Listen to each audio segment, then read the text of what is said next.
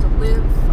I was working as a waitress at the time because I couldn't stand staying home, and I started a new life, and it just got better, and every year got better and better and better. I started setting goals. I never heard about goal setting before. I never heard about affirmations. I never heard about anything to do with how to improve yourself.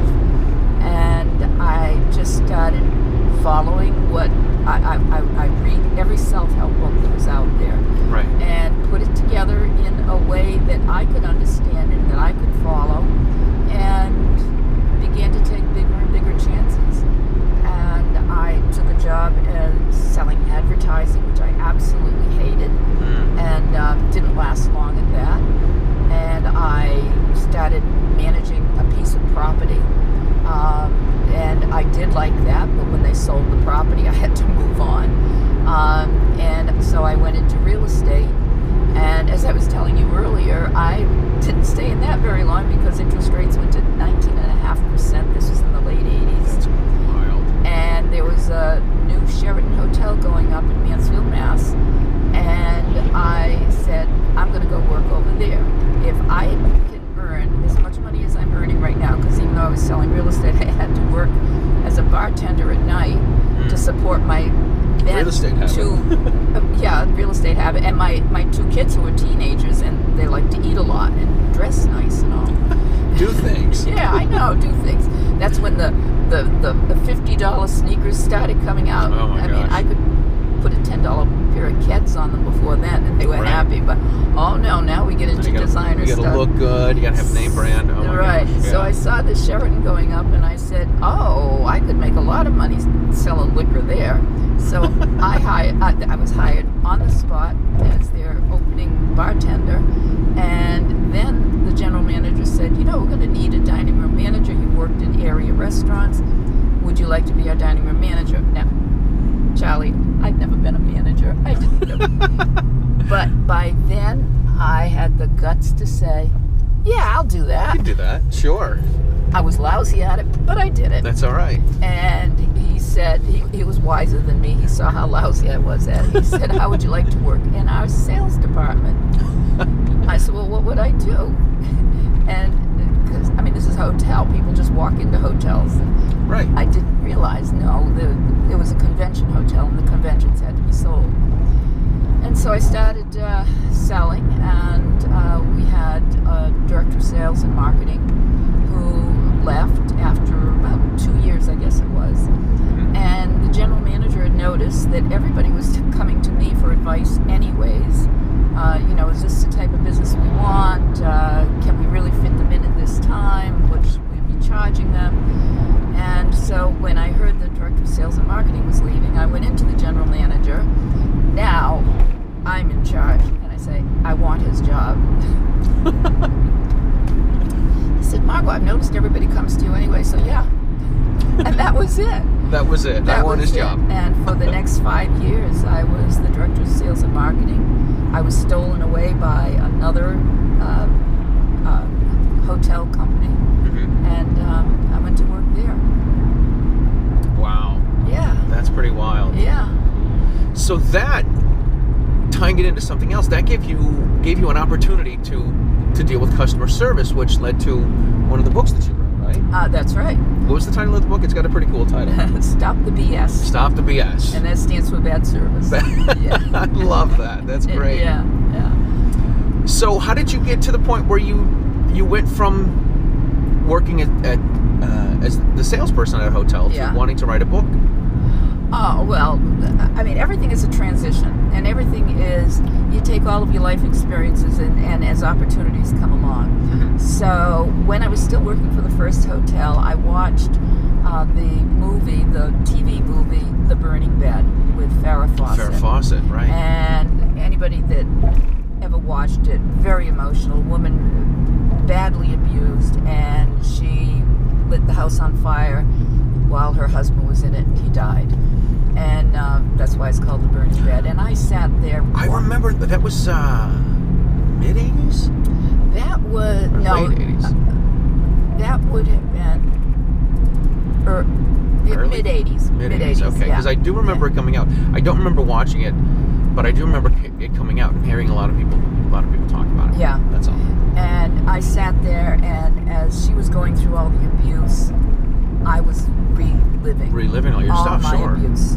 Sure. And I was sitting there, tears just streaming down my face. And I pulled myself together and I said, wait a minute, I'm beyond that. I know how not to hurt now. I know how to heal myself. I know how to grow, how to become my own person. That was me. And so I went to bed, and when I woke up in the morning and I wasn't awake, I don't know how to describe this, Charlie. I had a vision. It was not a religious experience. A lot of people think that, I saw white lights. I did see a white light. and it wasn't words, it wasn't pictures, it wasn't anything. It was a light. And it was, you need to share this information that you have learned with other people. And you have to do it by going out and speaking. The last thing in the world I ever wanted to do was get up in front of people and talk. And about my experience, I never told anybody. I never had told a soul what I'd been through. So I did everything I possibly could to not do it. I had this vision I needed to do something, so I didn't do it. I went to my children and I said, I think I'm going to start talking about my abuse from your father. And they said, oh, okay, it's your life, you do what you want. I go, no, that's not the answer I wanted. That's not what I need, I wanted you to say, this is a family matter, don't. And then I said, but I can't support myself that way. I mean, I don't know anything about it. And so then I said, okay, I will compromise. In 1 year's time, I will do this. That's when the other company came along, shortly after this vision, and said, we'd like you to open this new hotel for us. Okay. I said, oh, good. How old were you about then? I would have been in my late 30s. Late 30s, okay. Yeah. And so I went to that new hotel. I did not like the person that hired me at all. Yeah. He didn't know anything about the hotel business. He was a complete jerk. We just, it's like oil and water. And just about 1 year to the day after my vision, after you said a year from today, I'm going to. I got a visit in my office saying, you're fired. And I said, okay, I get it. I get it. I'm not going to get out of this. And so that's when I started my speaking business.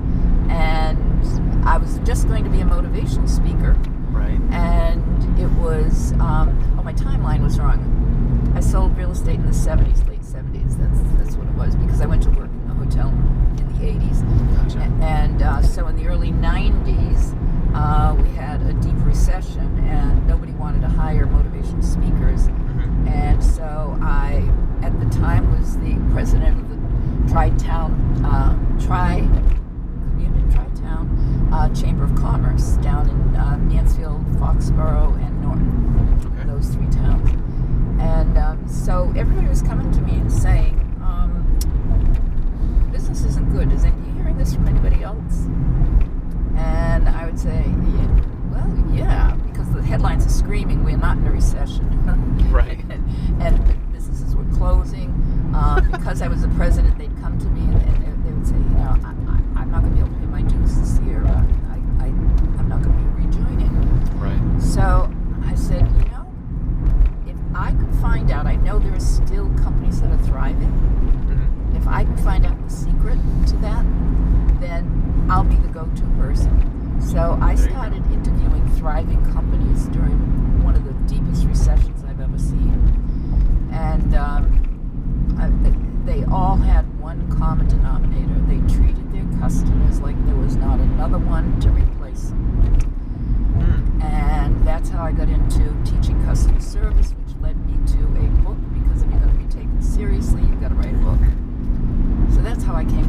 long story how I came to my book. That's awesome. Yeah.